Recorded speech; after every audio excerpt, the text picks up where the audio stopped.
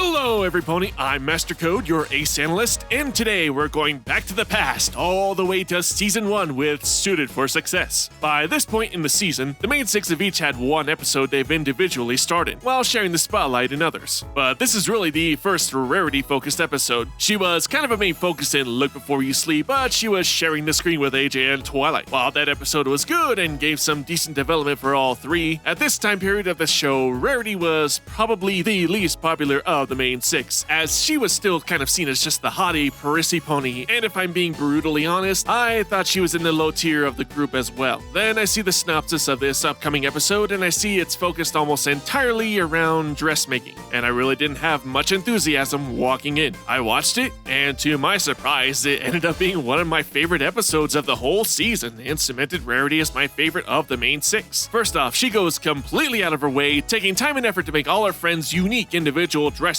all the while working on other clients' creations, really showing off that generosity of hers. Besides the pilot episode, this has been her next big act of generosity, as before that, it was mostly her just donating her time to help with winter wrap-up. We also get our initial look at how business-savvy Rarity is, as she uses this dressmaking opportunity for her friends to also promote Carousel Boutique by holding a fashion show. What I appreciate about the rest of the main six in this episode is the fact that they don't demand her to make new dresses for the gala. You need a glamorous new outfit for the gala, and I'll make it for you. No problem at all. It would be my pleasure.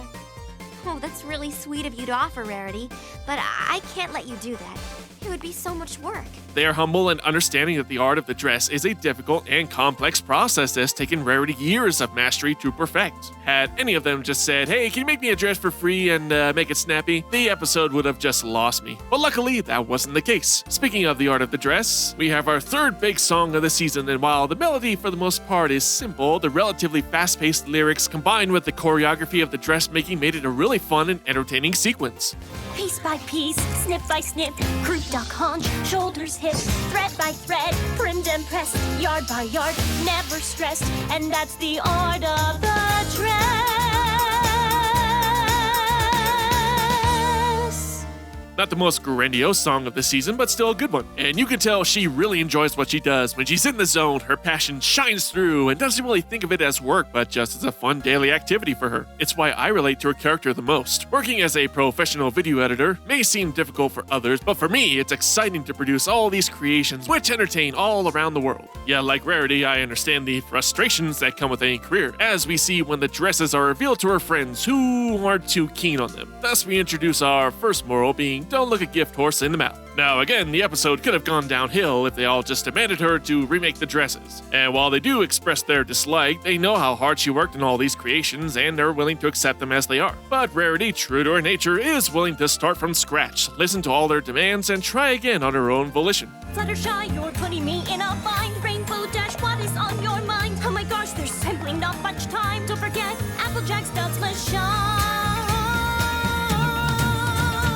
The second moral, don't let others who know little to nothing about your career dictate how you should do your stuff.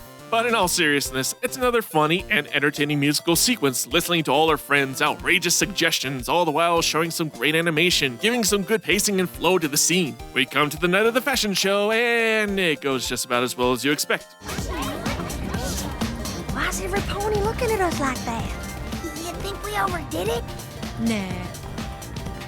Get the fuck down from there! I like that they do all recognize their mistake and want to make it up to Rarity, who shut herself in her room in one of the episode's most hilarious scenes. I want to wallow in whatever it is the ponies are supposed to wallow in.